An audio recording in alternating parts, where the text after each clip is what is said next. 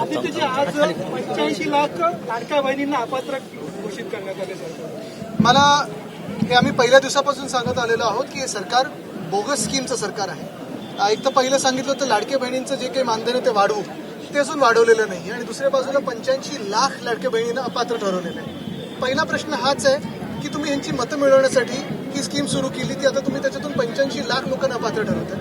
आणि दुसरी गोष्ट म्हणजे जे या खरोखर अपात्र ठरवले असतील तुम्ही आणि तुम्ही जनतेचा पैसा, टॅक्सपेअरचा पैसा यांच्या खात्यात टाकत होता, म्हणजे हा स्कॅम नाही झाला का?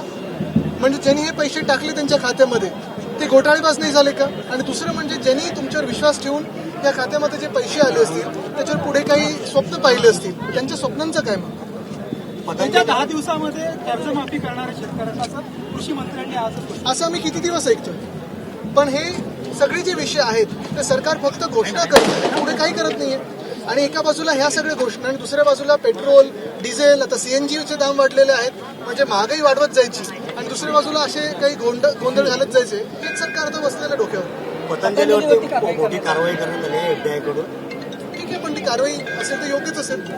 महायुतीची जागा जी आहे रायगडची राष्ट्रवादीकडे गेली आहे, त्यामुळे कोकणातल्या आमदारांची बैठक ही नंदनवनवरती झाली आहे. त्यामुळे उपमुख्यमंत्री एकनाथ शिंदे यांनी युती धर्म पाळावा असं देखील आमदारांना. पालकमंत्री कोण आहेत तिकडचे? ठरलं की बोलू. एक महत्वाचा प्रश्न आहे, संजय राऊत आणि अनिल देशमुखांना ईडीच्या प्रकरणात जेलमध्ये धाडणारे जे त्यावेळेचे संचालक होते, विशेष संचालक, त्यांनी तडकाफडकी राजीनामा दिलेला आहे. मला थोडी याच्यावर माहिती घ्यायला लागेल, पण दोन्ही म्हणजे संजय राऊतजी असतील किंवा अनिल देशमुखजी असतील यांच्यावर नंतर कोर्टाने यांच्या केसेसवर आणि यांना आत टाकणाऱ्यावर काय ताशारी मारलेत हे आपण नक्की पाहावं. कारण ह्या देशामध्ये ईडी, आयटी, सीबीआयला कसं वापरलं जातं आणि या देशामध्ये ह्या तिन्ही यंत्रणेमुळे राजकारणाला तर सतवलं जातच, विरोधी पक्षाला तर सतवलं जातच, पण ह्याच यंत्रणेमुळे इथून सगळा जो एफडीआय आहे तो बाहेर चालला आणि कोणी गुंतवणूकदार येत नाही आपल्या देशामध्ये. निलेश राणेंनी पोलीस अधीक्षकांवरती आरोप केलेला आहे.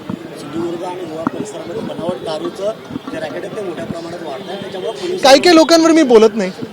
ठाण्यातल्या टीडीआरचं प्रकरण देखील मोठ्या प्रमाणात गाजत आहे. ठाण्यातली अजून खूप प्रकरणं येतील. मुख्यमंत्री काल्यातून तुम्हाला लवकरच समजेल. जरांगे पाटलांचं आंदोलन आपल्या पक्षाचं. मला वाटतं एक महत्त्वाची गोष्ट आहे, त्यांनी जे विषय घेतलेले आहेत आंदोलनामध्ये आणि खास करून आरक्षणाचा विषय असेल. आपल्याला आठवत असेल मागच्या वेळी नवी मुंबईत पण आश्वासनं काही सरकारकडून दिली होती, पण नेमकी किती आश्वासनं पूर्ण केली गेलीत हे त्यांनी आणि समाजाने थोडं पाहावं, कारण हे सरकार जे आहे ते फसवणारं सरकार आहे. एबीपी माझा, उघडा डोळे बघा नीट.